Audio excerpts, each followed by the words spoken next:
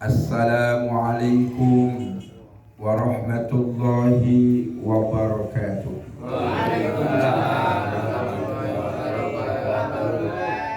Alhamdulillah alladzi bi ni'matihi tatimmus shalihat. Ashhadu an la ilaha illallah wahdahu la syarika lah dzul jalali wal ikram. Wa ashhadu anna Muhammadan abduhu wa rasuluh al-mab'utsu rahmatan lil alamin. Allahumma salli wa sallim wa barik wa an'im ala abdika wa rasulika nabiyyina Muhammadin sallallahu alaihi wasallam wa ala alihi wa ashabihi wa man tabi'ahum bi ihsanin ila yaumiddin, amma ba'd. Ashabal fadail, alim ulama, para ustaz, para kiai ingkang tansah kaula taati fatwa-fatwaipun, bapak-bapak, ibu-ibu, hadirin hadirat rahimakumullah. Yang pertama dan yang paling utama, mari kita bersama-sama memanjatkan puja dan puji syukur kita kehadirat Allah Subhanahu wa ta'ala. Allah yang selalu senantiasa memberikan banyak kenikmatan pada kita, yang dengan nikmat tersebut malam hari ini kita bisa menghadiri pengajian rutin, pengajian gudang At-Taibin. Salawat dan salam mudah-mudahan Allah Subhanahu wa ta'ala melimpahkan kepada uswatun hasanah kita, baginda Rasul Muhammad sallallahu alaihi wasallam, dan semoga Allah limpahkan pula kepada sahabat-sahabat beliau, keluarga beliau, dan mudah-mudahan kepada seluruh pengikutnya yang setia dalam melaksanakan sunnah-sunnah. Bapak-bapak, ibu-ibu, jamaah pengajian gudang At-Taibin rahimakumullah. Imam Hasan Al-Basri berkata, yang dimaksud dengan sadidul kufran, orang yang sangat ingkar, orang yang sangat tidak terima kasih adalah yazkurul masaib wa yansad ni'am, yaitu orang yang mengingat-ingat musibah dan melupakan nikmat. Saya dapatkan ucapan beliau di dalam kitab Safatul Tafasir karya Imam Ali Sabuni ketika membahas Al-Quran surah Al-Adiyat ayat yang ke-6, di mana Allah Subhanahu wa ta'ala di dalam Al-Quran surah Al-Adiyat ayat ke-6 Allah berfirman, innal insana li rabbihi lakanud, sungguh manusia itu terhadap Tuhannya lakanud, sungguh dia adalah makhluk yang sangat ingkar, yang sangat tidak syukur, yaitu makhluk yang tidak pandai terima kasih. Di mana menurut Imam Hasan Al-Basri maksud daripada lakanud atau nama lainnya adalah sadidul kufran, orang yang sangat ingkar adalah yaitu orang yang menyebut-nyebut musibah ataupun mengingat-ingat musibah dan melupakan nikmat. Pak, betapa banyak orang-orang yang ketika dapat musibah, bukan nikmat yang diingat, bukan kebaikan yang diingat, tapi yang diingat adalah musibah. Contoh misalnya, orang punya uang 10 juta, terus dia pergi, yang dibawa cuma 1 juta, yang 9 juta mungkin masih di ATM, atau mungkin yang 10 juta itu di dalam rumah, taruh di bawah bantal atau mungkin ditaruh dalam lemari. Artinya 10 juta itu cuma diambil 1 juta. Kalau uang 10 juta, bapak-bapak, ibu-ibu, diambil 1 juta, tinggal berapa? Tinggal berapa? Yang jawabnya keras dong sama ulama, masa diem aja. Bapak ibu, 10 juta diambil 1 juta, berapa? Berapa? Di matematikanya belum belajar nih. RT-nya nih ya. 10 juta diambil 1 juta, tinggal berapa? 9. Tinggal 9 juta. Artinya yang 9 juta ditaruh di rumah, dia cuma bawa 1 juta. Qadarullah, uang 1 juta yang buat belanja belum sampai belanja, uangnya jatuh, uangnya kecuri, uangnya kemalingan. Kira-kira bapak-bapak tatkala kehilangan 1 juta, sementara di rumah masih ada 9 juta, kira-kira yang diingat-ingat yang 1 juta apa yang 9 juta? Itulah kata Hasan Al-Basri, itu orang yang sangat ingkar. Begitu hilang 1 juta, yang disebut-sebut musibah, yang diingat-ingat musibah. Dia lupain yang di rumah, padahal yang di rumah, yang di ATM itu masih banyak ketimbang yang hilang. Maka kalau ada orang hilang 1 juta, gersula, grundel, apalagi ngedumel, marah-marah, itulah yang disebut dengan orang yang sangat ingkar. Mestinya bapak-bapak ingat materi pada malam 2 malam Ahad kemarin tentang syukur musibah. Mestinya apa? Hilang 1 juta, ucapannya alhamdulillah. Alhamdulillah. Kenapa alhamdulillah? Karena yang hilang cuma 1 juta, sementara yang di rumah masih banyak. Atau mungkin kita ucapkan ya Rasulullah, alhamdulillah ala kulli hal. Artinya bersyukur pada Allah ala kulli hal, dalam semua keadaan.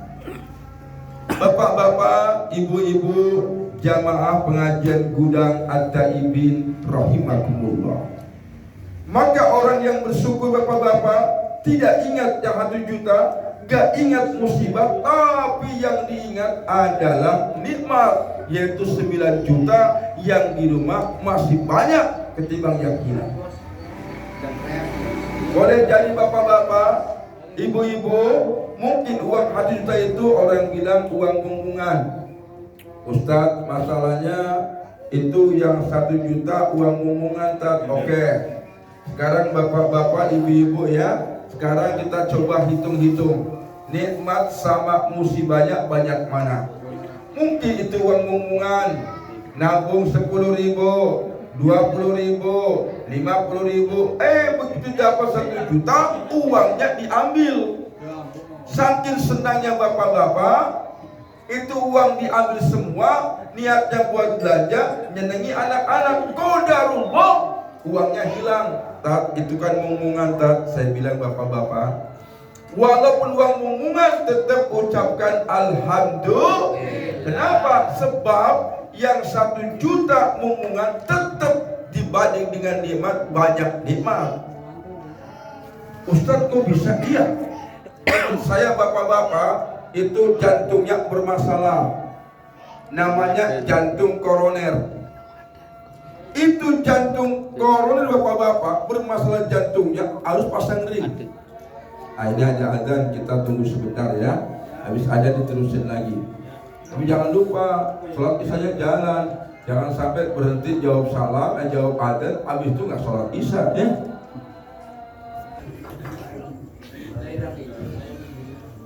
Ya Bapak Ibu, terus lagi. Kita terusin. Jadi saya tadi bilang apa?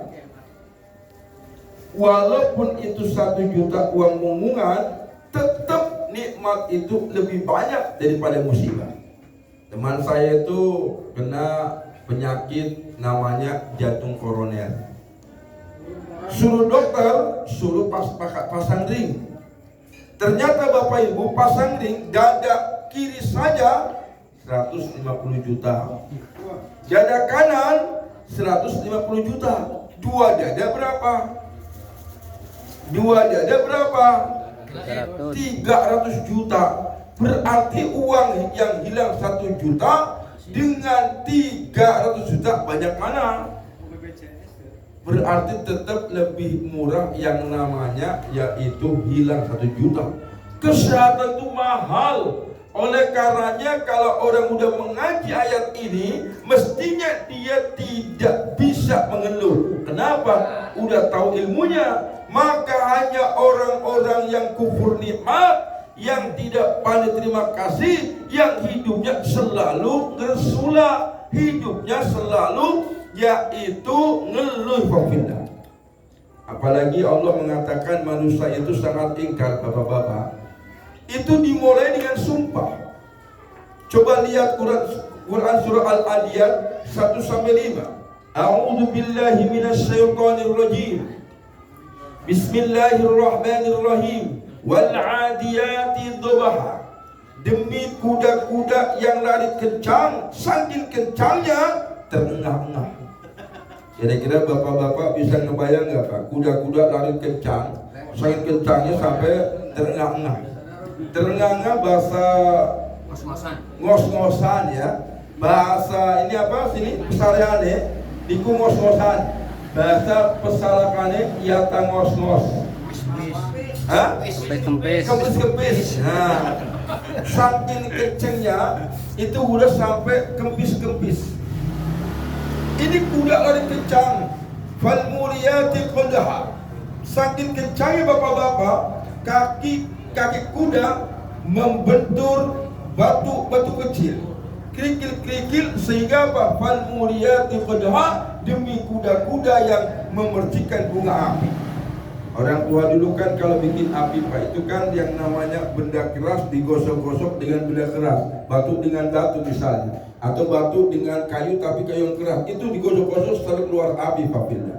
Dan ini terjadi pada kuda-kuda ketika lari kencang, kakinya membentur yang namanya kerikil-kerikil tajam sampai keluar api. Fal muhirati subha, demi kuda-kuda yang menyerang di waktu pagi. Pak lihat, kuda-kuda ini menyerbu di waktu subuh. Kalau waktu subuh bapak-bapak itu sudah berlarian apa sedang tidur ya? Ini ngorok. Ini kuda-kuda lari kencang, mengeluarkan bunga api, larinya di waktu subuh menyerbu. Saking cepatnya, saking hebatnya, fasar nabihin naq'a. Waktu subuh saja menerbangkan debu-debu. Kan biasanya debu-debu itu kan biasanya terbang itu kan kapan? Waktu siang kan? Ini bukan siang, tapi debu-debunya berterbangan. Untuk apa? Fawasat nabihi jam'a, demi kuda-kuda yang masuk ke tengah-tengah barisan musuh. Pak, saya mau tanya, kuda-kuda itu kalau masuk ke barisan musuh, resikonya buat kuda apa? Resikonya buat kuda apa? Kuda lari masuk ke barisan musuh, resiko buat kuda apa? Mati, meninggal dunia, minimalnya terluka. Setelah Allah bersumpah dengan kuda-kuda tadi, apa kata Allah? Innal insana li rabbih lakanud. Sungguh manusia itu benar-benar ingkar terhadap Tuhannya. Kira-kira bapak-bapak tahu nggak maksudnya? Kenapa Allah bersumpah dengan kuda-kuda? Medianya kuda-kuda perang, lari kencang, menerbangkan debu-debu, mengeluarkan bunga api, menyerang di waktu subuh, masuk ke tengah-tengah barisan musuh. Kira-kira Allah bersumpah dengan kuda-kuda itu, apa kaitannya dengan isi sumpah yang mengatakan manusia itu sangat ingkar terhadap Tuhannya? Bapak-bapak, ibu-ibu, jamaah pengajian Gudang At-Taibin rahimakumullah. Maksudnya adalah tuh lihat, kuda-kuda saja yang cuma dikasih makan oleh tuannya, cuma dikasih makan, dikasih dedek, dikasih minuman, dikasih sukat, dikasih rumput, cuma dikasih makan minum, betapa syukurnya kepada yang ngasih makan. Kuda itu hebat, dia itu dikasih makan oleh pemiliknya, tapi suruh berangkat pagi, lari kencang, resiko mati pun dilaksanakan. Aneh manusia yang lebih hebat Allah kasih manusia melebihi manusia kasih kuda. Tapi manusia itu jauh dengan kuda. Coba manusia itu jauh dari kuda. Kuda itu bapak-bapak fal mughirati subha. Waktu subuh suruh berangkat, perang lagi berangkat. Kita kalau ke masjid subuh-subuh ngapunten, resikonya mati atau enggak? Kita kalau pagi-pagi ke subuhnya di masjid, resikonya mati apa enggak? Resikonya enggak mati, Pak. Tapi banyak umat Islam yang Allah kasih rezeki waktu subuh kagak sholat. Kalaupun sholat, apa usolinya? Usolli fardus subhi rakaataini kawanan lillahi ta'ala. Sekali sholat usolli fardus subhi rakaataini kawanan lillahi ta'ala. Kuda-kuda itu suruh berangkat pagi. Kenapa? Demi taatnya kepada Tuhan yang ngasih makan. Resiko mati bahwa bihi jam'ah, dia pun masuk ke tengah-tengah barisan musuh yang resikonya mati dilaksanakan demi taat kepada pemimpinnya. Syukur atas pemberian daripada yang ngasih. Syukur atas pemberian nikmat, dikasih makan, dikasih rumput, dikasih suket, kasih minuman. Demi syukurnya itulah dia taati perintah yang ngasih makan.